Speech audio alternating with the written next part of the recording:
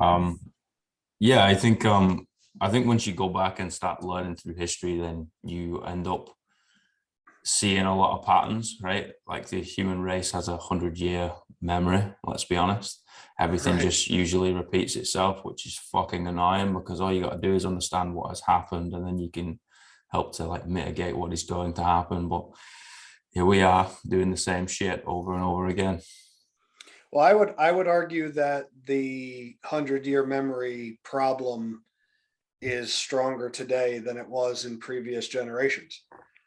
You mean We, stronger? the stronger in that we are less compelled to look back because we're so comfortable, Mm, right? Whereas previous generations were still trying to desperately cultivate the lessons of the previous generations. They were carrying forward tradition. We're in a time now where it's been either by design or through sheer comfort, it's been lost that there are absolutely necessary need in the tradition, in the fact that when you're carrying forward tradition, it's not just about a particular race or religion necessarily. It's about carrying forward the collective lessons of humanity. mm. Regardless of how far back you go, I mean, you can go very far back and you can start to layer that up. But I think if you were to look back 150 years, the people then understood in a much more pragmatic and textural way that their daily life was what it was because of the building of generations through humanity, the use of tradition to move those things forward. And it seems something that everybody's nowadays, not everybody, obviously, that's too much of a statement, but culturally, it seems socially acceptable to try to undo those things, to completely ignore the benefit and the hard work and the lessons that are in it, and just say, well, here's one bad thing about it, so it's flawed, let's throw it away. And it's like getting out of a working car for an idea of some other mode of transportation, you know. So that would be my argument, that we're reaching to our detriment. Our memory is much shorter than previous generations, even though we live better and longer. Yeah, that's a very good point. And what doesn't make sense is because we have the internet, right? We're accessible to so much more information. So we can go back and understand, as obviously history is written by the victor, right? So we don't know exactly what happened, but we can go back and somewhat understand more of what happened in history rather than 150, 300 years ago, right? It's kind of like fairy tale, and then these sort of tales that go by and we don't know whether they're true or not. And it's like, okay, maybe not. Now we know it's fact because we can dissect it. Obviously, fact is still a little bit skeptical. It's 99% sure, right? Nothing is ever guaranteed, but we know pretty much it's fact, and we're still dumb. We still Yeah, discard it and yeah. be like, nah, don't worry about it. And then another thing is travel, right? So you'll get this. You travel around, and like we were speaking about culture, I think it's fascinating. Culture is like, it blows my mind every time I see someone. I'm like, where are you from? They come up with some different place, right? I've never heard of it. I was like, wow, what's that like? Tell me. Like, just keep talking. I'm all ears. You know what I mean? But Yeah. the disregard for the culture and the traditions, right, of said cultures blows my fucking mind in the pursuit of like what? Intelligence? Yeah, well, everything that you said leads me into, you made a statement that history is written by the victor. Agreed, agreed. When you're talking about the practical steps along the way, right? This is what happened, and this was just for these reasons, the victor says, right? And so there's those types of things, but below that, and it lives more in tradition from cultures, are the things that are this is something that I'm going to use Jordan Peterson right away, but this is something that Jordan Peterson and Sam Harris got caught up on, and that is fact versus truth. Yeah. And I really don't think it's that difficult. The analogy that I like to use is, well, you'll say is a fiction book true? And it's like, it's not factual, but the story that it conveys in its narrative is 100% true. It's been distilled down to more true than real life because it's defragmented of all the stuff that doesn't forward that premise, right? And so an example would be if you have a book with, two characters, Victor and Ethel. Victor and Ethel aren't real people, but the way that it's written is some of the most profound aspects of two real people's lives as they could be. And so it's distilled into the thing that narrative carries, which is truth, like real truth. Again, not scientific fact, but real truth. And so I would say while the victor can put narrative or propaganda on top of a historical event and frame it that way, culture and tradition carries forward pragmatic truths, right? That are hard to call fact scientifically, but they work pragmatically very well. And you start to see that becomes magnified tremendously when it's taken away, because like your point about the internet, right? You become complacent and you don't appreciate what you have and you don't utilize it until you need it, right? Until it's gone. Because, well, as an example, right now I do a lot of the graphic design stuff that I do for Leflar Bros, my company. I don't have a graphic design background. So the internet becomes fucking invaluable to me to be able, I can click on a YouTube video and start at the beginning, and I could spend a couple of months getting to like a beginner basic level in graphic design with a program on my computer, and that I can turn that into something real. And then I can turn that into an idea that helps fuel people. And so I try to not be complacent about the tools that we have, right? I try to not be complacent about the fact that culture and tradition exists in some distillation of these truths for, let's say, a better life, for lack of a better term, although that may be debatable depending on the culture. But nonetheless, it's a group of people trying to distill the lessons that they've learned and advance them to future generations so that future generations don't have to start over, right? They have the benefit of their heritage. And when that's under attack, I become wildly confused. I become wildly confused that could be under attack and that anybody could treat that as anything other than destructive. Especially when you don't understand the inner workings of it. Because most people that want to tear these things down don't have the slightest idea of the inner workings of it. They find like a ideological bent and they grab onto this one thing and they define its entirety with this one minor thing. And it's like, well, all things have their pros and cons. When the zebra is caught by the lion, it's like terrible for the zebra, but it's pretty fucking spectacular for the lion. You know what I mean? So we hit a heavy idea like right out of the fucking gate, bro. we went right into like 12 feet deep. Listen, man, I'm all about it. Like these are the type of things that just float around my mind at weird times in the day, and like the way I kind of live is perception is reality, right? So I try and respect everybody's truths because everyone's going to see the world differently, right? And I also had a conversation with like a very high psychologist, right? And she turns around and was like, Alex, like technically everybody's truth is true, right? And it kind of blew my mind a little bit. My blonde, not academic mind, I was like, what the fuck does this even mean? Like truth is one thing. Right. It's like, no.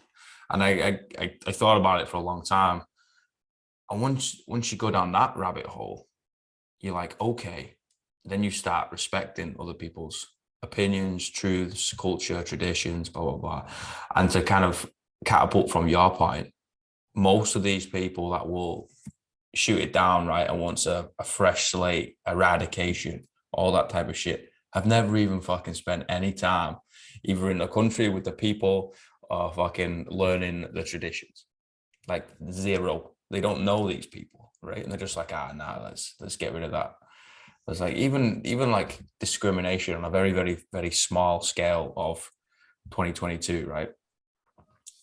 You might get, oh no, that's wrong. I was like, well, have you ever like spoke to these people? No, why would I do that? I was like, I don't know, so you can fucking understand it. Right. All Well, that's right. the danger. That's the danger, isn't it? Is look, I mean, everybody has to be able to make a judgment. That's the natural order of things. That's the natural world, right? If you're walking through the woods, you hear a noise, you're tuned to start making judgments. Okay, I'm at this distance. That sounds like something big. It's behind a tree, whatever. So we're wired to make some level of judgment, and then we're essentially wired to work these types of judgments into, whether we know it or not, something that creates like a frame system of a worldview. And those are like super easy to hijack, we're learning. but but let's say that, unaffected, you kind of develop this on your own.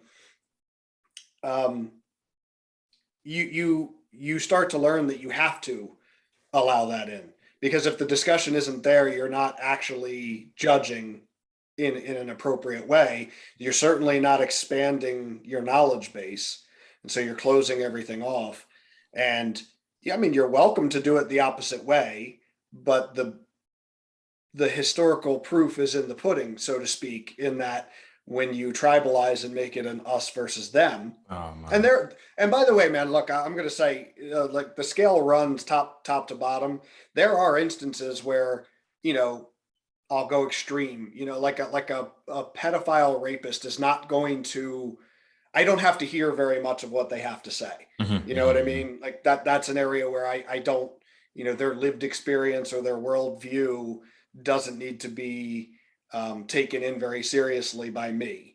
But if you say, well, we really like these types of foods, or this is the type of religion that's in our background. I mean, these are things where you can really learn.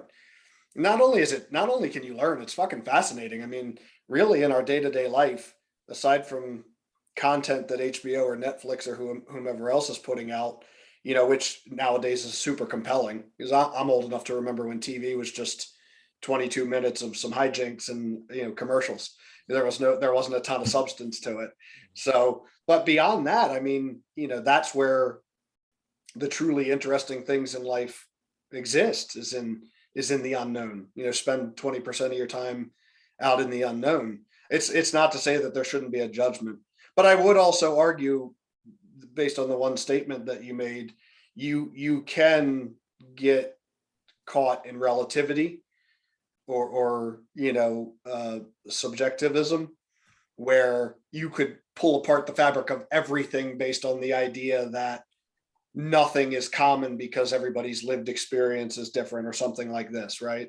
So like most things, there's a balance to that. There's a point at which it serves a truthful purpose, and then there's a point at which it serves to be, the container around your openness. yeah. And I think we see that. I think we see that, I'll say, in the US with the ideological left or right, where they say, oh well, everybody should be. We'll take one as an example, which I'm not either, so it's easy for me to speak about them both. They'll say, oh, everybody's lived experience should be taken into account, and then you say something that's not part of the ideology, and it's immediately a problem. You're Yeah, yeah. immediately an ist, a racist, a sexist, or whatever ist. Um, and so it's funny to me that the foundation of that doesn't remain constant. I'm open to hear anybody within reason, based on previous limitations I provided. Yeah. I want to listen to everybody who has a foundation that's consistent, because then I know they're not feeding me ideology. And in that, you can find things, one man's opinion, you can find things that are universal in all those places. That's what you could be looking for, instead of, in India, they really like spices. It's like, yeah, no shit. There's like a lot more going on there. Yeah, man, like it continues to blow my mind how people become polarized on conflicting opinions. I was like, what, can two adults not have a difference in opinion and have a conversation rather than conflict? Right? It doesn't make any sense to me. I was like, what, are we trying to literally make clones? Like everybody has to be the same. Everyone has to match the same fucking beat. And I'm like, that's going to be boring. We're probably going to end up taking ourselves out because we'll end up being fucking depressed all the time. And also you're making like AI. It's like, we're organic, man. We're going to have different experiences and whatever.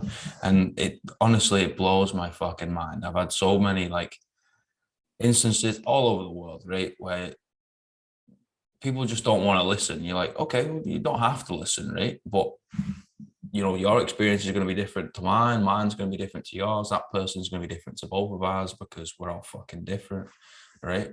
But it's like, no. You don't believe that Man United is the best team in the world? Then go fuck yourself. And you're like, oh, okay, here we go. Right. Well, and where does that lead? I mean, you pretty much said it. You can either have discourse, or matters in matters of importance where one or the other has to survive, you can have conflict, literal conflict. I don't just mean a disagreement. I mean literal conflict. And like, I don't mean to sound like a tough guy, but that's fine too. You know, that's very simple as far as I'm concerned. We have that framework in nature. The attempt was to transcend that. I mean, we could certainly do away with trying to transcend that, and then, you know, survival of the fittest. Doesn't mean that the idea is better, right? So like now we generations, to circle back around to our culture, heritage, tradition, generations of different cultures with different traditions. If you distill those down, they were essentially trying to improve. They were trying to transcend, and they were trying to pass that on to every next generation so that it wasn't a fresh start, you know, Groundhog Day for humanity. And what we came to is the marketplace of ideas with appropriate discourse is what's best for everybody. That's what takes us above animals, essentially, for lack of a better way to say it. But the reality is, you know, tornadoes are going to continue to blow things down, and, you know, snakes are going to continue to come out of the water, and we can just as easily play that game if that's what needs be. My argument would be that's not a very meaningful aim. You know, if you want to go with a tribe and take down an elephant and eat it bite by bite, you know, all the more power to you. Enjoy yourself. I'd really prefer to transcend that as much as we can. And to your point, I don't know that you're going to do that if your worldview is wrapped up in an ideology, any ideology, right? I mean, the words get thrown around so much that they don't have meaning anymore, and they're used to try to discredit people and drag them into a, you know, team red or team blue. But if you're a true far right ideologue, like, and true far right, like you believe that there's superior races or some of this bullshit that, you know, has no place. Or if you're a far left, where, you know, you've got it, if you're of color, woman, disabled, trans, whatever, and now you're everything based on the, you know, the scale, you know, you're the one, and anybody who says anything different is a colonizer, or whatever words, you know, racist, sexist, whatever words you want to use. If your worldview is shaped around those things, you're not in the game of transcending. And you don't get to pretend, with me, you don't get to pretend that you are, right? If you're telling me that we have to teach people that some people are more privileged than other people, or whatever the case may be, I mean, that's a single version of that. But if you're trying to tell me that people are different based on their immutable characteristics and have to be treated as such, I don't care what you call it. You can't call it anti-racism, because it is still just racism, right? And so if that's the game you're playing, if that's the lens that you view the world through, we don't see meaning the same way. I just don't see that. So yeah, and I think that tends to show itself from both sides. You see these people that the language that their ideology uses doesn't match the behavior that they exhibit or the outcome that it will drive. And I think that's generally very apparent early on, you know, like pretty early on.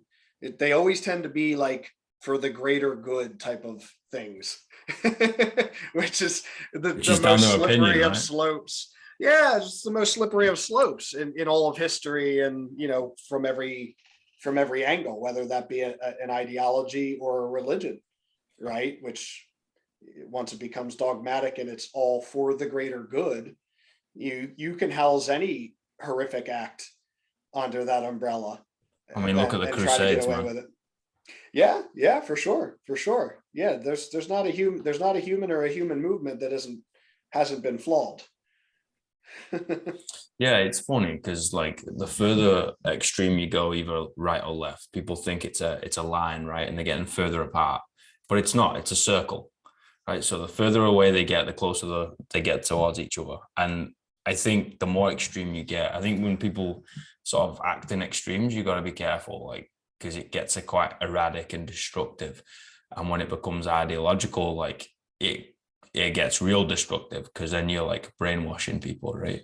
As like I believe in two things. One, live and let live. Again, everything comes with a pinch of salt, right? Like I don't think you should be free to do whatever the fuck you want, right? Because technically you could make an extreme example of that, like a pedo, like you fucking said. And I don't think that's right, right? Right. However, the majority of the time, live and let live, do your thing, whatever. And number two, equal opportunity. I was like, hey, there's a line here, right? We're all going to start on this line. What you do from there is down to you. That's it. If you don't fucking take that would be nice. That would be nice, but I would challenge, is that a physical reality? um, it could be. Yeah, but At this is what the thing, right? expense? Wow, it's yet to come into fruition, so we don't actually know the answer to that question, right? But at the same Well, time, like, I think we've seen the attempts. We've certainly seen attempts over history, at least under that guise, maybe not in true intention, but at least under that guise. I mean, the thing that I would argue is, which by the way, so that I don't sound like a flaming asshole, I don't disagree with you. no, no, no, no. You say I what you don't want, bro. disagree with you entirely. I don't disagree with you entirely. I think that's a very nuanced area that requires really teasing it out. And Mm-hmm. so the way that I would start to tease that out, and I by no means have the answer to any of this, so it's just a discussion, is most things that I can see work meritocratically, right? So as far as I'm concerned, the marketplace of ideas, the marketplace of performance, you get the best, you get some separation, and you get the best and some scale downward if things are worked meritocratically based off of whatever the criteria may be. A good example is football. Let's take American NFL football. Um, Regardless of any of the circumstances, you have people that, in the skills necessary, far exceed the average human. I mean, they're Mm-hmm. at the very top of that heap, and rightfully so. That's where they should be showing those skills. And it's fantastic that we have a mode of reward in that also matches our mode of economics. It's not just that the group thinks they're good people because they're good athletes. It's that they are actually getting ahead in this game that we play because of it. And so if you start to say, okay, well, we don't want it to, why are there not 5'2" whoever's in the NBA? It's like, well, that's a slippery slope. But we know the answer to it. So we get in, I say slippery slope, and that you start to get into like mental gymnastics to try to make everybody feel good. And that's not going to actually produce the best results. And I would argue it's not the best result for even the individual who's left out, right? So the individual who's left out now knows early on, hey, look, I'm 5'2" and my skills are mediocre in basketball, but I'm great at poetry, or I'm fantastic with numbers, or what, I can sing like there's no tomorrow, and so I measure all of those things on potential wasted. The belief that you could be anything is like, it sounds good, it sounds very nice. And when your potential is unlimited and your reality is very little, it's very little has actually come to be, that's an excellent and logical starting point. But as potential starts to get realized and runs out, and your reality is revealed a little more, it becomes something that's not as nice. You know, I like to call it naive and mature love, Mhm. right? Naive love continues to tell the kid who can't run or jump well, right, that they could be anything and for sure you're going to make it to the NFL, you know, while they increasingly show that they do not have the aptitude for that, right? Mature love doesn't, you know, hit them over the head with a fucking club and make them feel like dog shit. It just guides them. It doesn't tell them untruths that waste their potential. It guides them closer to things that are in reality in their grasp and of their attributes that in which they do excel, and therefore it allows them to realize their potential more. And so that's the general framework for how I would look at things. And, you know, examples that might quote unquote trigger people are like, you want to be a firefighter. Okay, well, the requirements to be a firefighter are you have to be able to drag a 200-pound male down a flight of stairs or whatever. I don't know what they are because I'm not a fucking firefighter, right? But whatever they are, they exist, and they exist for a practical reason because that's what you need to be able to do a good job as a fire person. Yeah. So if you can't do that, I I don't care that you would like to do it. I mean, I shouldn't say I don't care. The system itself should not care that you want to do it. Either figure out a way to do it or do something else, because we can't put the 200-pound male that you're trying to save's life in jeopardy to make you feel good. For sure, And man. that's a practical meritocratic response. Well, so I would rewind that back to an equal starting point. I don't know that exists in nature. You know, someone there's we exist at a point in time where there's a past. So there's always going to be, just by happenstance, even on level playing fields. But I would give you the benefit of the doubt and say that you mean that in a systemic way. Yeah, so I think I did a bit of a poor job of explaining in the sense of like, I don't think I gave you a chance to. I jumped in no, too no, fast. you do your thing, man. Like, I think, you know, there's going to be genetic advantages, there's going to be fucking environmental advantages, there's going to be all these different advantages, right? But I think everybody should be able to have the option to go do something, right? Because I grew up the west side of Manchester, right? No two pennies to rub together. I was like, I've seen kids grew up around, and also ended up teaching them in schools. I was a bit of a PE teacher for a while,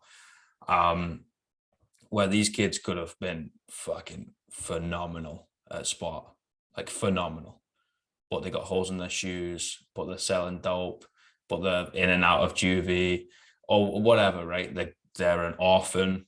They don't have a fucking mom or dad, and they're living with a quote unquote auntie who isn't actually an auntie because they come from Somalia, who fucking they got on a boat and all this type of shit, right? And it was like, okay, great. Now you're not going to have the opportunity to play football. I was like, no. I think everybody should have the option to fucking do something, right? It was like, oh, I want to go play lacrosse. Oh, great. But there's like a paywall. You need to buy this, and this, and this. Oh, and you also need to know this person to get you in. And I was like, well, I don't know that person and I don't have that money, right? So I was like, oh, I guess you ain't playing lacrosse, mate. I think everyone should be able to start, right? And then, yeah, okay, survival of the fittest, like genetic advantages, all that is going to play a factor. No problem. That's just life. You're going to have to get around that, right? Like people with autism are usually better with numbers. What am I going to do? Sit here and fucking cry about it? No, they're better at numbers. Like, like it's just the way it is. I'm dyslexic Yeah. as a motherfucker, man. I was like, people are better at reading than me, right? What am I going to do? Cry about it? No.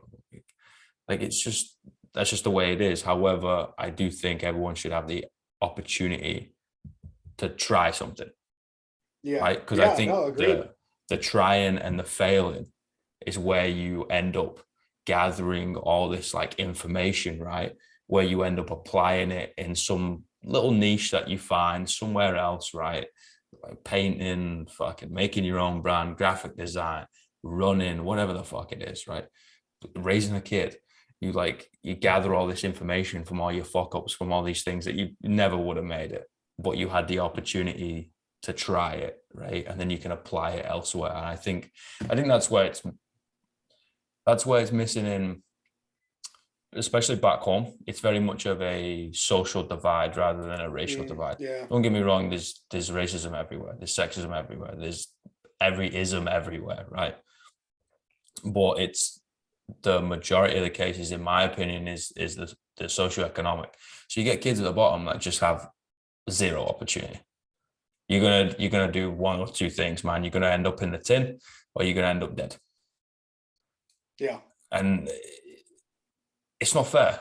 Obviously, we're not going for complete fairness, right? That's the fucking world. You're not gonna get that, but I don't know. I think we can do more. Yeah. Well, look, I agree with you. I think things that I said previously frame that up pretty well, which is Yes. we're trying to transcend, because being able to do that as a society is a luxury for sure. Yes. And that's not how nature is, right? And I'm not saying we should be mimicking nature. I'm saying in the effort to transcend it, that's certainly a luxury and something that I think benefits the whole of society, right? Because Yes. meritocratically that helps you. It's like when college recruiters go to, JUCO to try to find, that raw talent that's in there that maybe hasn't been seen because of reasons like you said. Maybe they got in trouble somewhere, maybe they grew up poor, maybe they just didn't get the same chances. 100%. But it also plays in, that's also plays into the finding the potential, right? Because I mean, what are we doing as a society? I don't know how many people actually stop to ask this of themselves, let alone in general. And it's like, this started as, maybe like 10 families who said, look, we're better off together than we are apart. And when the families in that decided to do it, they had to say, okay, well, here's the benefit we get, right? There's extra people on lookout. If we have a bad crop and someone else has a better crop, we don't starve, X number of things. We do have to give up a little bit of our individuality, right? So I don't get to do whatever I want with my field. As part of the co-op, I have to take a quarter of the field and put it to alfalfa for the fucking animals, whatever it is. I don't know. I'm not a farmer, but it was kind of this give and take. And I think that most people don't ask that. They don't ask, like, what are we doing with society? And then they don't know to ask B, the follow on, which is, did I fucking agree to this? We're all kind of just stuck in it, right? You're born, and then you get, in the US, you get your social security number, and it's like, welcome to the game. Go accumulate some debt, fucker. You know what I mean? Like, you don't get to, like, oh, well, you want to drive, but you got to get a driver's license. Like, I didn't fucking agree to that. I don't think that that's necessary. But so you kind of didn't get the chance to make these trade-offs, but you still can look at it and say, here's what we're trying to do as a society. We're trying to elevate our group, and our group really should be everybody, or at least everybody that thinks closely enough. It doesn't have to be ubiquitous, but we should share similar principles and morals and goals, right? And so I'm perfectly happy that trying to get everybody off on an equal start is a strong goal. I'm happy that could be part of what we do. And it is a luxury, and it does play into trying to get the best. And if we can succeed at that, the give back, where we might have to give in a little, we might have to say, okay, we're going to push some of this money here, we're going to push some of this money there, is the give back is, well, the best of our society is what elevates us. What percentage of our global society is the group that actually elevates us the most? What's the saying? I don't know how true this is, but it's probably something usable.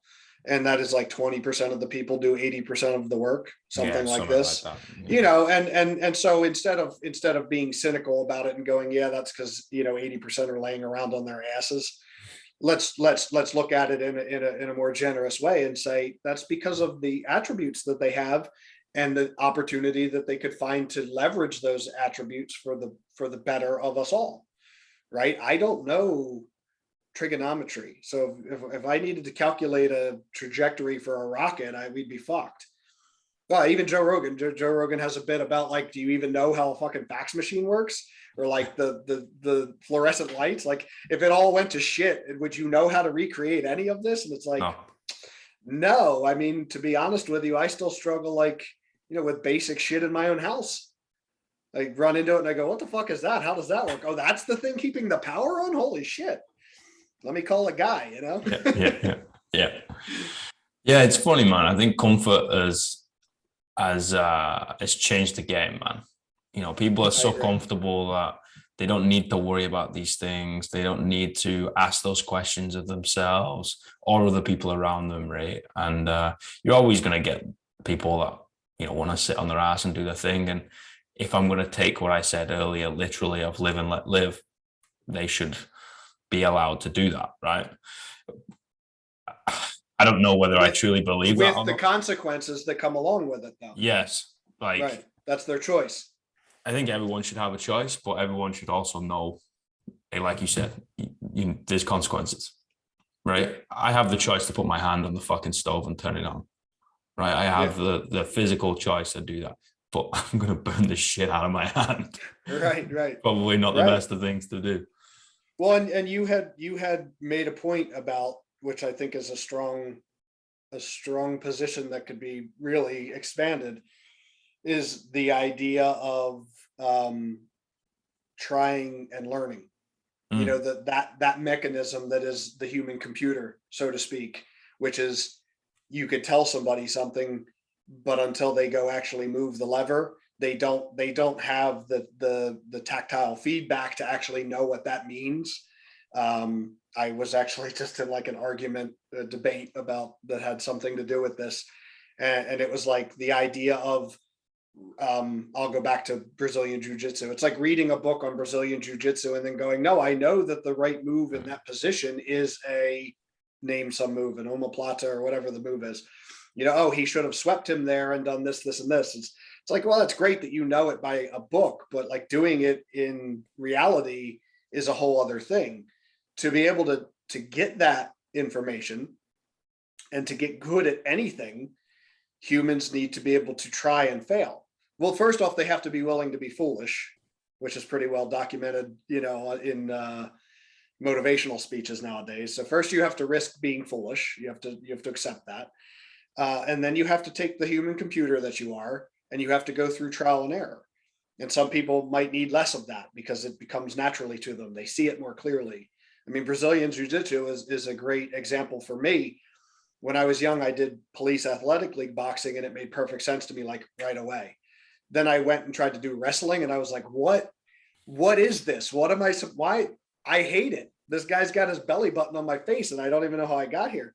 You know what I mean? Like, it just was so foreign to me. So when I got older, MMA was very popular. I decided, well, I need to learn some Brazilian Jiu-Jitsu. And like, shit, man, I was terrible at, like, my class. People who started with me and put in the same amount of time got their blue belts in like a year and a half. And it took me like almost 3 years, like 2.5 years, maybe a little longer. And it was just because it took me so long to actually get the basic understanding of it, like the way that the body works and how you get heavy on somebody. But it took me going and doing those things to figure it out. When you take that away from people, you're robbing them. Yep. It is robbing them, right? And yep. to pretend that reading it in a book is in any way, shape, or form the same as, or even remotely, the same as, or beneficial as doing it, I think that's a bold lie. And it's either perpetuated by naivety or nefarious purposes, which is why I think cancel culture is so bad. Yeah, I'm not a fan, bro. No, I mean, like, you did something wrong and now you're forever marked by it. No, by the way, the internet won't forget. We're going to keep replaying that. Like, people do stupid shit. Man, if the stupid shit that I did as a teenager got put on the internet, I wouldn't be here. I would have offed myself a long time ago. At one point in time, I tried to rap and shit. Like, it's bad. Like, the stuff, it's bad enough that it may exist in like my friend's mom's VHS, home video collection somewhere. Like, that's bad enough for me. It haunts me. The idea of that it got published. Oh, and then 65 people on TikTok remixed it with fucking womp womp music and really made me look like a fucking douche. It'd be over for me. We got to my overarching statement for that is you've got to let people learn. You've got to let kids be kids. There's nothing I hate more. We see this in the fitness industry all the time. Some 32-year-old will make fun of a 17-year-old because they're doing X. What's the newest thing is deadlifting on a rug, rolling out your own little rug and deadlifting on it. And it's like, they're fucking kids, man. Is it stupid? Yes, it's fucking stupid. I hate it. I don't hate the people that do it. I hate that it's become a trend, but it's like so many other trends. It's going to pop up for 15 minutes with people that are young and don't really understand even why it's so cringy. And then it'll die off. The analogy is like making fun of a toddler for trying to walk and doing a poor job of it. It's like, what the fuck do you expect them to do? That's exactly how it's supposed to go, man. So how thoughtful are you being if you think that you're helping the fitness community by calling them out? Because that's always the argument is as well, there has to be some level of standards upheld. And it's like, well, maybe uphold the standards on the adults who know better versus the kids that are trying to figure out who the fuck they are, driving them into some sort of wild fucking depression because they were trying to do something fun in fitness. Just seems like a wasted amount of effort and immature from the older people who should fucking know better. Another one is that fucking grinds my gears is someone getting the piss taken out of them who's a large person in the fucking gym. Right? Yeah. Oh, look at this fat bastard. You're like, what the fuck, man? That person is in here fucking regardless of whatever fucking stigma's going on in his own head, in her own head. Regardless of that, never mind you. Like, everyone can go fuck themselves, in my opinion, right? In their own head, and manage to get themselves to the fucking gym and is doing some work for tomorrow, right? For something for tomorrow. And then tomorrow, and then tomorrow. Like suffering now for tomorrow. Fucking, that's badass, man. Yeah, that's meaning, right? And if you're insecure about the fact that your abs aren't showing through the way that you would like them to, imagine the courage it takes to come into a gym knowing that you're overweight. It's like, but it's so obvious. Where the fuck else are they supposed to go? That's what the gym is for. It's like, oh, look at this sick bastard at the doctor's office.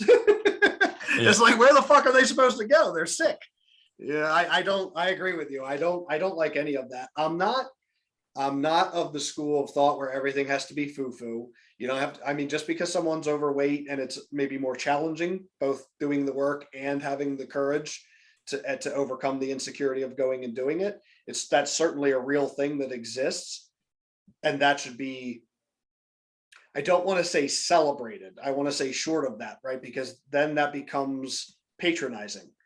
Mm-hmm. You know what I mean? It's like they're not they're intelligent adults or say late teens, and they've decided that they're going to take control of their life somehow, and like that's not infantile. So don't respond with an infantile type of statement. For me, it's like, fucking get after it. Good job. It's going to suck. Don't overdo it. Right? Don't try to get it all done in a day. Don't try and build Rome in a day. Fuck no. Like, right. You end up snapping your shit up. But don't you think that that's the main reason that most people do so poorly with fitness is that they get all psyched up, they get an idea in their head and they're committed to it, and then they expect themselves to be like superhuman and do the hardest shit that there is to do. And it's there's no way you can maintain that. Like, take a bite of the elephant a day and it'll become a lifestyle for you. But if you're going to try to ride this momentum of a great new idea and some motivation, and then you're going to beat yourself into just a puddle, it's not going to go well for you. And I hate to see that because I applaud the idea and the conviction tremendously. Mm-hmm. I don't think there's anything more meaningful than taking control of your fitness, both physical and mental. Mm-hmm. 100%, man. Like, I see it all the time. Like, I coach weightlifting, right? I coach other things as well, but mainly weightlifting. And you get people getting pissed off, right? Like, really, really pissed off. I'm like, what's going on? It's like, oh, I'm not getting it. I'm like, it's a snatch, dude. It's the most complicated thing you're going to do in a gym, bar like fucking the Maltese cross or something, gymnastics, right? It's with a barbell, it's the most complicated thing you're going to do. Like, oh, but I'm not getting it. I was like, how many times you been in? how many times have we done this? Oh, it's like the second session. I was like, how many times do you think people train to get to the Olympics? Oh, I don't know. I was like, it's a lot of times, man. I was like, how long did it take you Yeah. to get to fucking the manager in your company or whatever? It's like, oh, I grinded for like 11 years and fucking had to do this and overtime. I was like, great. Now apply that to in here. It's like, oh, okay. I was like, yeah, man, you can't fucking build this shit in a day. You gotta take the progress, not the perfection, right? You're going for slight wins, small wins, day in and day out. And that's it. As a coach, do you feel like that's like one of the larger parts of your job is maintaining their perception in the most optimal way to achieve their goals? 100%. Like coaching. So I came up with a phrase, right? It was like, teach the movement, coach the individual. Right? The movements never change. Once you have been around it, you've done it, you've seen a few bodies doing these things, you've coached it a few times, it's fine. Right? I'll coach that. I'll coach whatever fucking movement to anybody. No problem. We can adapt that on the fly. We've had some time on the dance floor. We can figure that out. Right? No problem. But the individual is changing day to day. It's changing person to person, and also you're changing too, right? And trying to get in their head and either calm them down, amp them up, change their mindset slightly. That's what real coaching is, in my opinion. Yeah. Like teaching a movement, no problem. Whatever. It's a fucking deadlift. It's a fucking strict press. Like they're not going to change. But the individual, yeah, that gets complicated. Yeah. Yeah. Well, I would imagine I don't coach. I have a coach. But I would just as an observer and student of people and thinking as much as I can be, I would think that short of like a sports psychology standpoint, just the one of the basics is to kind of slow them down, manage their expectations, get them focused on the things they can affect. Because even what would you say to this? Even the human body will figure out a certain number of things just based on repetition, and that you could actually well over cue or over inform somebody who hasn't gone through that process, kind of back to our trial and error tactile feel thread, that if someone squats, the first time they squat, you could probably say 75 things, but that's not going to help them. Hey, Even saying one thing might not help them, right? But like, how do you measure out how much to dole out, both in, let's say, expectation and like instruction cues, things like this? it's down to the individual, right? So if someone comes in and they've played sport all their life and all that type of shit, right, to a high level, you're like, okay, cool. I can kind of like brain fuck them a little bit, throw a load of things on their plate, and they're going to devour it all. Or if someone comes in and like never moved before, they're overly large, really, really small, you're like, cool, we're going to focus on like feet positioning. I don't care your depth in your squat. I don't care about anything. We're going to focus on your fucking feet for an hour, right? And then that's it. High five. See you later. See you tomorrow. See you next week, whatever. But a lot of it is like triaging, right? So you're like, okay, what's the thing that could potentially go the most wrong, right? Which is most of the time just your spine, right? So it's Right. like, okay, if we're externally loading and you look like a mashed potato, it's probably not the greatest of ideas, right? Right. I'm all get lower. And they're like the tits are between their fucking knees, like, yeah, yeah, yeah, Yeah. yeah. Good job, bro. Good job. You're like, oh my God, what the fuck is going on? Right. And if no one can, so with the deadlift is a bit different, right? Well, I'll give them like a broomstick or whatever. But if you can't move your body weight, if you can't squat like an air squat or a body weight squat, I ain't giving you a barbell, man. Like it fucking drives me up the fucking wall of, okay, we're gonna do some squats today. Grab yourself a bar. I was like, have you seen this person before? No. I was like, have you seen them go below parallel? No. Do you know they can go below parallel? No. I was like, why the fuck are you loading it? Like, Yeah, not a you good might just idea, have to man. see him sit down and stand back up out of a chair first before you Yeah, can yeah, make that yeah. determination. Well, But so do you find, I think, again, one of the pros and cons of the internet is people can go look at all this stuff. And do you find that managing their expectations for how fast they can move, like, because that's the first thing that I think when you say, oh, I'm not going to put them under a barbell. I think, well, if I hired a coach to put me under a barbell, I would be chomping at the bit to get under a barbell. You know what I mean? And so that's a real like expectation and perception that you have to deal with a newer client, let's say. I yes, would imagine. yes. And again, it goes back down to the individual, right? Like, I usually have to feel out who they are, feel out the vibe of the room, whether it's a one-on-one or a group class, it changes too. Whether it's via Zoom or fucking whatever. Zoom's okay. But if they're like completely new, Zoom's not good. Like, you need eyes on. But I'll feel it out, man. Like, I had a good mate of mine. He's 6'4", Samoan, 197 kilos. Right, came in like he's a big man. Yeah. He came in. I think he's been in the class. I was like covering a class, right? So I'd never even coached him before, and I'd maybe seen him in the gym twice at a push. So this might have been his third time. Never back squatted in his life, just because of somebody somewhere was like, oh, like you're big, you're gonna be able to like squat some big weight. What can you squat? It's like, I don't know. I've never squatted before. Oh, that'd be so cool. Like, what can you squat? He comes in with this thing in his head, was like, I want to know what I can squat. I was like, brother, how many times have you squatted? Never. I was like, so you want to like max out your squat? Is that what you're telling me? He was like, yeah, yeah. I was like, I'm not gonna allow you to do that. Right? You're an adult. If you do that in your own time, that's on you. But right now, this is on me. Right? We want to try and go linear progression as much as possible, and you just explain it, right? And if you people don't care what you know when they until they know what if you care, right? And I'm like, look, man, if I put you under that load right now, because you've not developed the reps, you don't have that motor neural pathway, the probability of you getting injured is rather high. I don't want that. I don't know about you. You might not give a fuck about your body. I don't want you to do that, right? Yeah. I don't want to be party to this. Yeah, exactly. I want you to come, and you can also throw a joke in there, which diffuses the situation. You know, that's a lot of paperwork. You know, I don't want to do paperwork, whatever. But I'm like, I want to see you in it tomorrow because I want to help you tomorrow, and then I want to help you the next day, right? If you're injured, I can't do that, right? It's like, oh, okay. It's like, so are we kind of in agreement? It's like, yeah.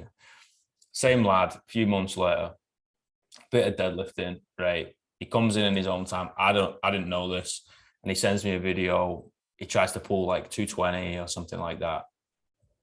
I don't know what the fuck he was thinking, but it was horrific technique. Doesn't shift from the floor, and I'm like, what the fuck are you doing, man? I was like, I've seen you a couple of times. You know how to deadlift, and now you're just trying to yank and wank it from the floor. Anyway, I was like, okay, cool. Like, come in. I'm gonna see you. Don't worry about fucking pain. Like, I'm gonna see you. We're gonna sort this out, and you can go. Okay, cool. And I was just loading these bars. Like, you fucking sit down. I'll load your bar. We're gonna focus on this. Next set, we're gonna focus on this. Now we've got that. We're gonna focus on this. Next thing you know, that 220 that didn't move from the floor, he literally picks it up like it was fucking butter. Yeah. Puts it down. I was like, how did that feel? It's like, yeah, pretty good. I was like, that's 220. So what the fuck? And I was like, yeah, like it's slow, man. It's bite-sized chunks, right? It's 1,000-piece jigsaw. What are you gonna do? You're gonna snap your fingers and it's just gonna be made. You're like, oh, I've completed this fitness shit. No, like, it's fucking hard. It's a skill, right? Oh, It's and not it's just infinite too, isn't it? I yeah, mean, man. I mean that's the thing that really gets me about it is I would think that coaching is also something about teaching them to like the process, which also plays into not killing yourself. I don't like this mentality of leave it all out there. It's like every session, give it everything that you got. And it's like there are some sessions where if you give it everything that you got, and like truly you're like an athlete and you really know what giving it all you got actually means, you're not going to make any progress. You're just going to run yourself into the fucking ground. How Yeah. about you give it? How about we do it we'll start at 60%. How's that sound?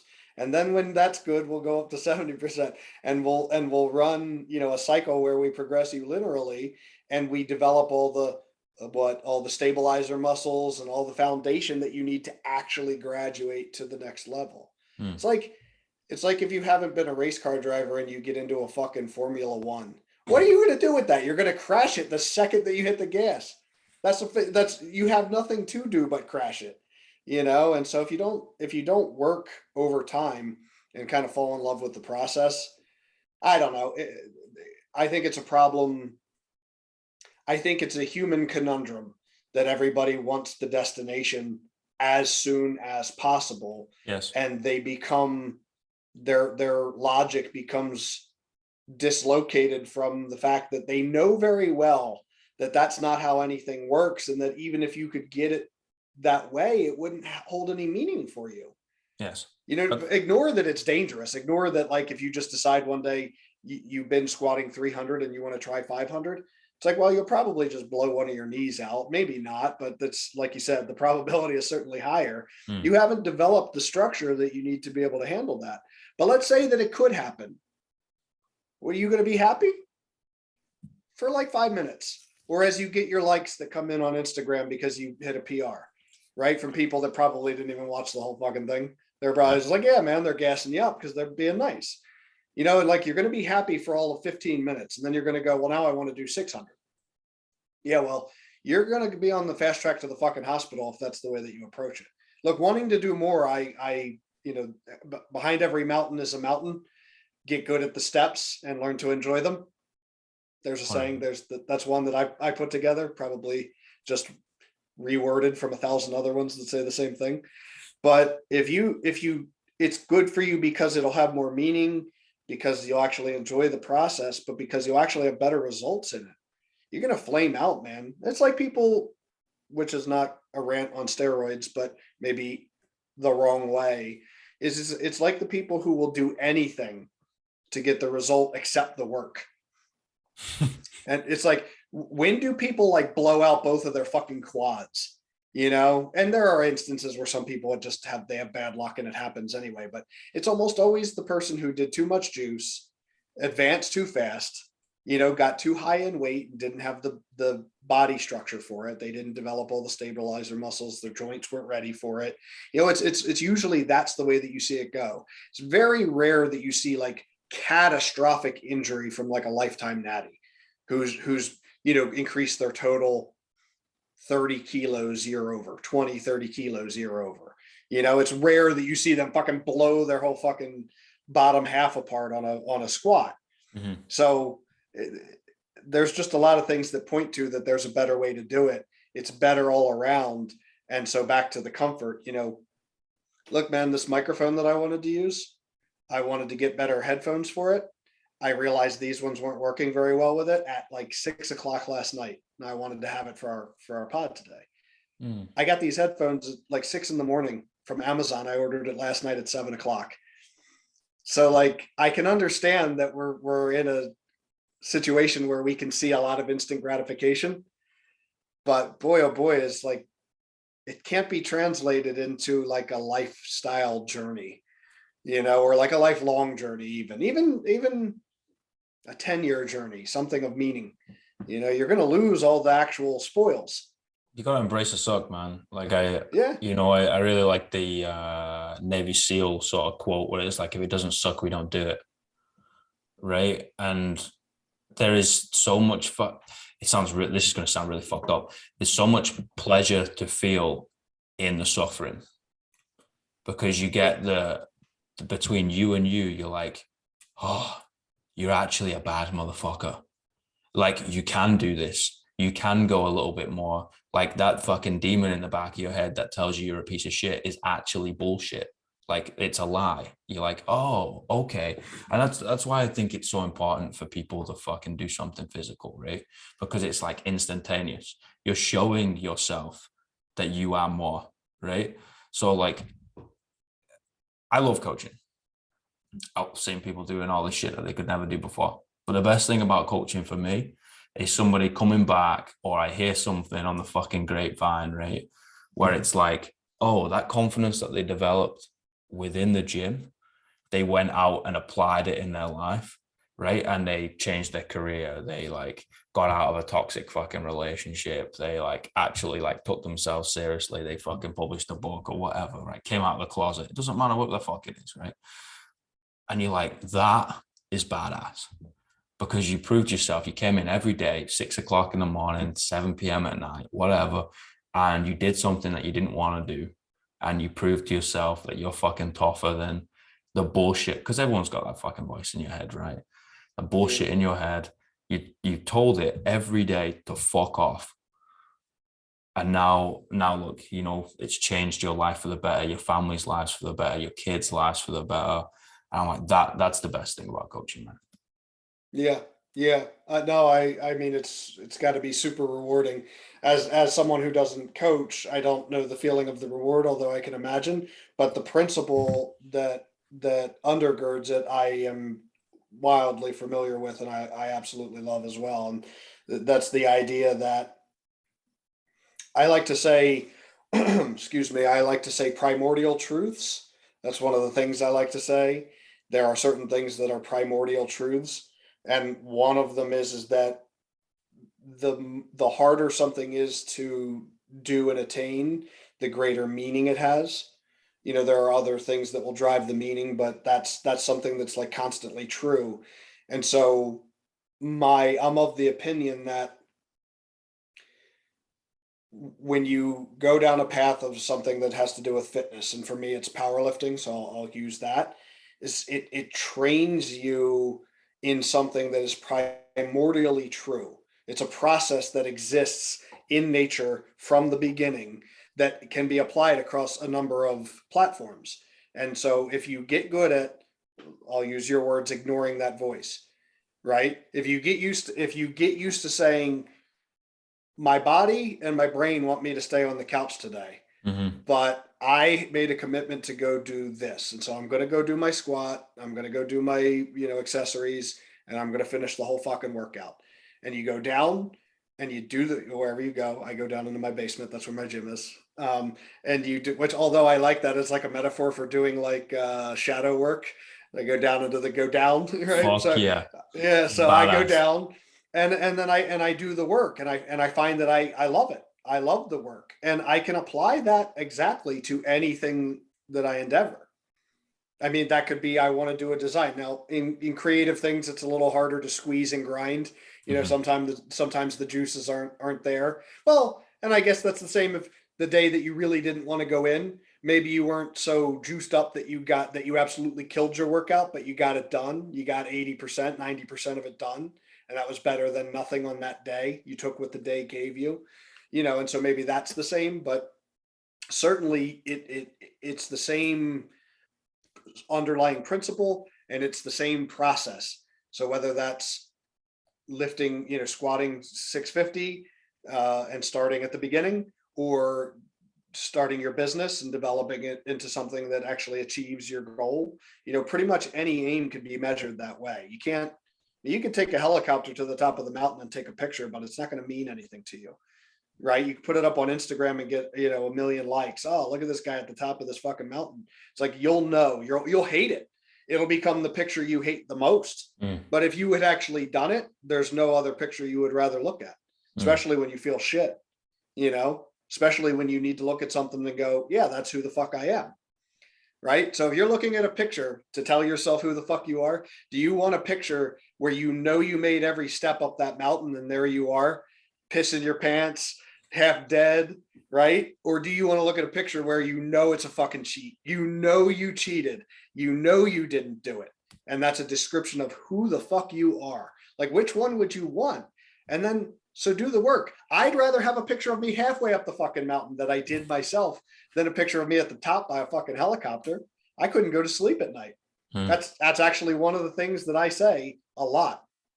I will not do anything that keeps me from falling asleep within 5 minutes of my head touching the fucking pillow. I Mm. fucking refuse to. I fucking refuse to. And we just put out a collaboration tee, because since we haven't talked about it so far, that's what I do with outside of powerlifting, but in the community is I do apparel and stuff, Leflar Bros. I put out a collaboration shirt where the tag on it is success. Jesus, I'm going to forget my own tag. Success is uncompromised integrity. Right. And I really like that. Well, for so many reasons, but the idea goes, if you had to destroy your integrity and your beliefs and your moral fiber to get something, it's not a success. Right? Anywhere short of that, where you didn't have to make that compromise, is still going to be a success, because you did it the right way. And we all know this. Like, we get, if someone, let's take the guy who took the helicopter up to the top of the mountain and then posted it and got 1 million likes. What feeling would you get when you learned that he didn't actually do that? Fuck him.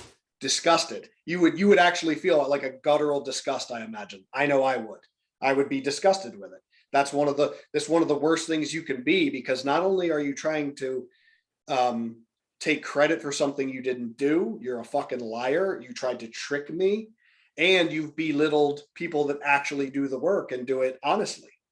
There's just so much, and we know that inherently. You don't have to be able to articulate that. You'll feel it immediately, and it's striking. It's a powerful feeling. It is, man. Like, and to spin it on the other side, right, of trying something and failing or succeeding, it doesn't matter, but putting in the fucking work, you get so much back from it, man. It's the whole Buddha saying of happiness is the journey, not the destination, right? It's the same thing. Like, you feel so much better. You went to the gym, you did 5 sets, they were bullshit. Okay, you went on the treadmill, you walked for 10 minutes, you went home. I was like, that's bullshit, blah, blah, blah. I was like, yes. However, you got your ass out of bed, you stopped eating bonbons, you got yourself there, right? You did something and you came home. Like, you kept that habit going. You proved to yourself that you can do something even when you feel shit. You're like, that right there, man. Honestly, like, you can achieve whatever the fuck you want in the gym. Like, I'll coach you. You could be the fucking first person to squat 2,000 kilos. I don't give a fuck, right? I'll be like, that's incredible. I love seeing people push their human potential and like capabilities. It's insane, right? Like the 500, the 501, like anything. The sub 2 hour marathon, insane, fucking insane. The best thing for me to coach is the first time someone jumps on a box. Yeah. Right? Because it's like a switch in their head. They're like, oh my God, I can actually do things that I always thought I could never do. And then that's it. Then it's literally a snowball effect. They do this, they do that. They walk through the door with their chest up. And they're like, oh my, yeah, man, how are you? How are you? How are you? How's your day? How's the week been? You're like, you used to be a fucking shy piece of shit that hated themselves, right? Who was fucking alcoholic or whatever. And now you come into the gym with a massive smile on your face, even after a shit day, because you're here, right? And you're like, that right there, mate, is fucking badass. Oh yeah, and it actually uplifts everybody around you as well, because they watched you do it and they see how fucking jolly you are and how you embrace doing this work in such a happy way. Yeah, man, you can do it. It was a good day. Let's stack them up. Let's see how many we can stack up. Can we do a week where you don't miss a day? Shit, can we do a month? And yeah, absolutely. And isn't that everything in life that you try to do? It could be fitness. It could be, like we said, a business, outreach program. It could be just about anything. That's how it's done, right? One thoughtful step at a time, one purposeful step at a time, as best as you can that day, for as many days as you can. And that's how you get somewhere, man. And it's funny. It's so obvious when it's said, but it's so common for people to be so lost of that simple truth all the time. Which is why I really like the starting small step, because that's all you have to do is walk 10 minutes. Just walk 10 minutes. Just start, right. It's hard for you. Okay. Do 7 minutes. let's do 7 minutes. And then next week we'll do 10. And you feel good at 10, we're going to do 15. All right, now we're going to get on a treadmill and we're going to take the pace up just a little bit, and now I guess the lower you start, the higher the high is when you get there as well. Fuck yeah, man. Just start, man. I don't care what you do, man. Sit Yeah. on your ass and just swing your arms for 5 minutes, right? Get a little bit of a sweat on. It doesn't matter. Like, fucking do something, right? Literally go out, walk 5 minutes, turn around, walk back. Right. Or take the stairs in your bloody corporate job, right? Rather than the elevator, Yeah. right? Yeah. Like, Yeah. it's 3 flights of stairs. You're going to do it twice a day. I was like, that's all I want you to do. Well, but circle back to us talking about starting point. It's why we love a movie like, say, Rocky or any of Mm, the movies in that vein, right? It doesn't hold the same appeal. Look at Rocky 4, right? You have Rocky and you have Ivan, and it is exactly that tale, by the way, which is what I'm getting to, and that is Rocky's starting back over where he's starting with nothing, and Drago's got the steroids and all the high tech equipment and blah blah blah. As humans, we're wired to love a narrative, a story mm, where the most unlikely person works hard, perseveres, and succeeds greater than anybody expected them to. yeah. Like, what is it in our DNA? What is it in our DNA that makes us love that? And why is it so fucking true all the time? Why does it elicit such a powerful response? Even from our couch, right? We love it vicariously, even. We feel better about ourselves having just seen it, Mm. without even maybe consciously knowing it, let alone articulating it. It's just we're a very fascinating, kind of animal, kind of Mm. transcendent animal. It fascinates me to no end, which is why I think we probably see a lot of things eye to eye in the Mm. idea of exploring different people, different people's opinions, different cultures. It's like turning on more lights in the room and seeing a little more and a little more of the room as you go. And that in and of itself is a step-by-step journey of life, from the knowledge perspective. Yeah, and once you embark on that journey, there's no going back, man. Like it's addictive. You're like, wow, this is incredible. Like you just want to learn and listen and talk to people, and you know what I mean. And you're no longer this arrogant, set in the ways, closed-minded. I'm walking through life with my blinkers on type human being, right? You're like, wow, I've taken the blinkers off, and there's actually color in the world rather than black and white. You're like, holy shit. Okay, let's go see what pink is like and purple and fucking turquoise and all this shit, right? Yeah. And it's What do you it's what do you what do you think keeps people? I'm sorry to cut you off, but like, what do you think keeps people from exploring that? Is it comfort? I mean, is it the idea that they don't like new things that challenge them, and so they don't want to know that they might be bad at it, or it's too much work, or like in your opinion, what keeps people from exploring the full range of things across the world? fear of the unknown. So Like fear. if they don't know it, they're usually scared of it. And if they're scared of it, they demonize it in their head to make them feel better.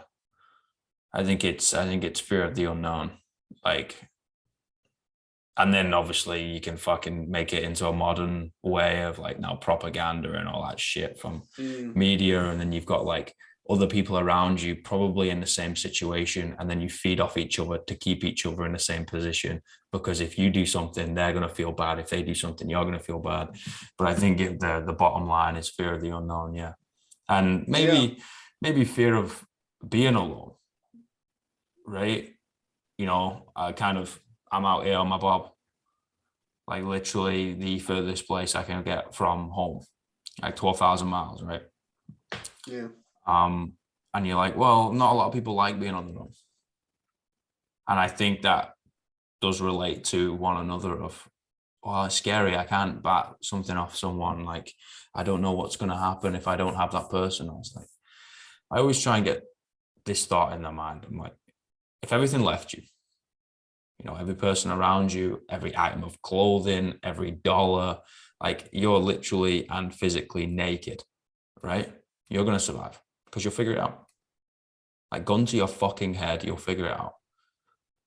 And if you put yourself in that position and that mindset, whatever. Nothing will phase you, man. You might get hit a few times. You might get fucking scared a few times, but you don't have a glass jaw. You can carry on. Everything's going to be all right. Right. Yeah, I think that's a good answer. I don't know that I've thought it out enough, but I can say this. I like alone.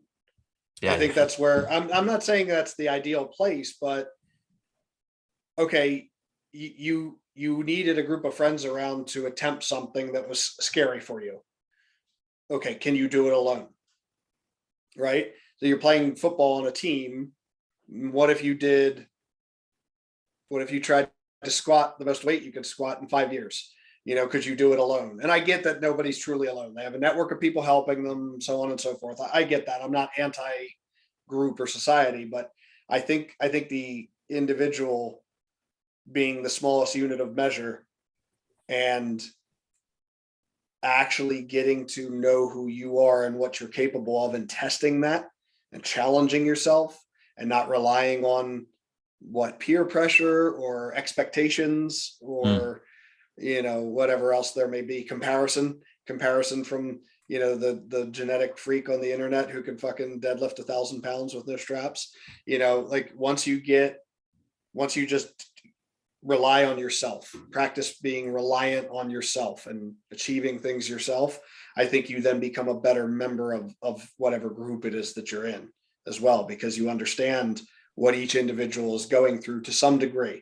Again, lenses, experience being what it is, it's a little different, but there's a lot more commonality than differences, I think. Oh man, like, yeah, okay, everyone's got different experiences, like you said, and fucking whatever, but we are so similar, it's insane, right? Like, I'll come over here and I relate so heavily to Samoans, right? And they're usually built like brick shit houses, fucking literally a foot taller than me.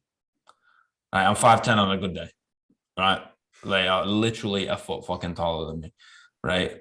And like more than double my weight. I'm 90 kilos. My mate's 197, more than fucking double me, right? Yeah.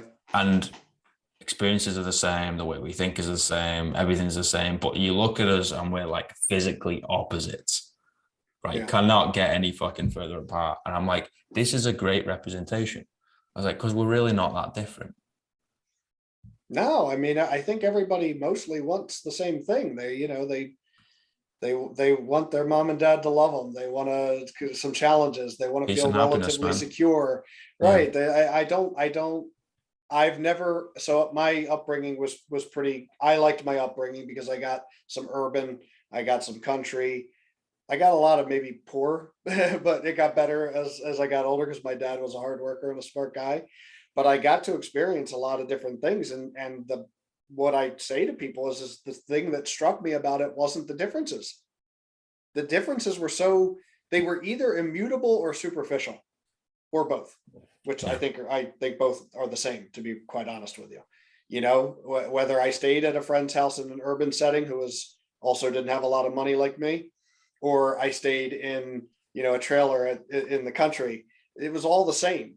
They wanted to be warm when it was cold. They wanted to know that they could sleep through the night without worrying about things. They wanted to be told they did a good job when they worked hard, and we're just so similar that it's odd to me how amplified some people can make the minor differences, enough so to circle back to what we talked about before, to make it tribal, or to make it an us versus them scenario. I think everybody benefits from the individual work and then bringing their best self to the group. And man, I love that a barbell is such a universal way of imparting that idea, those lessons, that all the same lesson learned under a barbell, like 100 different ways, whether it's weightlifting or powerlifting or CrossFit or general fitness or whatever it may be. It's just, it's you and the weight and you versus you. And it's really quite pure. Yeah, man. Like, it doesn't, it's this non-discriminatory. Like, it doesn't matter. Like, anybody can put their hands on it, and the Bible gives no fucks, right? You feel great, it's 100 kilos. You feel bad, it's 100 kilos. Like, it does not care, man. And I think it's the best metaphor of life. And I fucking love this shit, man. Honestly. Yeah.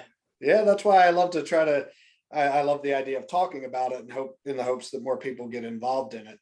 You know, it's not some mystical fix to everything, but it's one of those things where if you treat it like habit, it has a tremendously profound effect Yes. on your life. So, which is why I wanted to help in strength sports by trying to come up. So my full-time job is not my side hustle. My side hustle, so to speak, is my apparel company that feeds in mainly to powerlifting right now. But I like strength sports in general, as I just indicated, strongman, CrossFit, all of these things, weightlifting. And this is my attempt to try to like grow the sport so that more and more people see it, and more people get involved in it. That is my move with Leflar Bros, my company.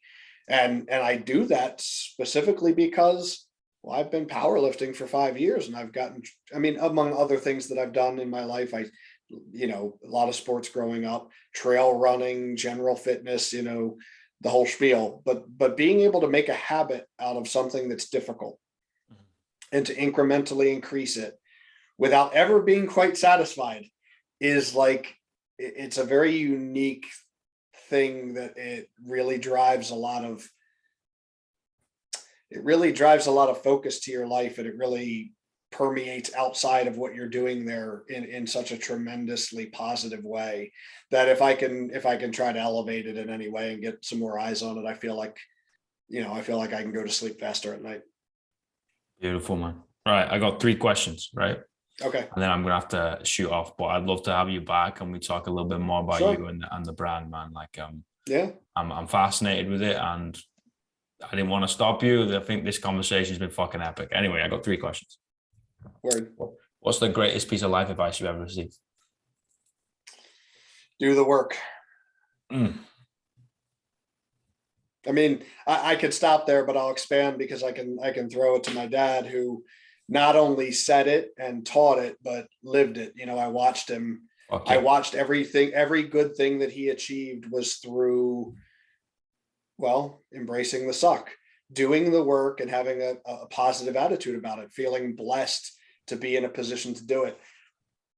If this is just audio, they won't be able to hear it. So I'll describe, I'm pointing to a prosthetic leg that I keep on my table behind my desk. My dad had lost his leg from just below the knee. Okay. When he had it taken off, he had been a runner. So it was like one of the big changing points in his life. So you would think this grunty motherfucker just didn't stop. He just kept running, and he wouldn't take a handicap spot. He would help people that were actually what he called actually disabled. And he never had a miserable attitude about it. I can remember he told me a story. He had to hire some administrative people for his office. And so he went to the local college and had them send applicants over. And what he did to try to test out their personality was he would have his secretary send them in only after he had gotten a couple of googly eyes on his stump with a little smiley face that he drew, and he would pick up their files so that they couldn't see him. They wouldn't be making eye contact, but he'd have his stump up with googly eyes and a smile on it, and he said the first one that laughed, he hired immediately. The first one that wasn't afraid to just laugh because it was funny, he hired immediately. So small antidote in many of my dad, but my dad showed me, be humble and do the work. Just act like you've been there. Get the touchdown, hand the ball to the ref. Do the work and then take the action. So it's something that had a profound impact on me in the way that in my worldview and the way that I approach, let's say, difficult tasks, especially. Wow. I love that, man. I love that story as well. What a fucking badass. Thanks. What a man. What's the worst piece of life advice you ever received? It's okay. It's okay. You're okay the way you are. It's anything in that vein. I can't even say that I've received it. I've received it from teachers and like little league coaches. I hated it. I fucking hated it immediately. It was it treated me like an infant. Hmm. When I know I haven't done a good enough job, I don't like being told that it's good. I don't like being belittled, because what it tells me is you don't expect much more out of me. You think you're being nice to me, but fuck you, fuck off, fuck your mother. Challenge me, because I'll do it. I can do it. I'll work hard to assure that I can. Yeah. So don't fucking tell me it's good enough. Don't tell me I'm good enough. There's work to be done. Yes, sir. What's 3 words you'd say your younger self?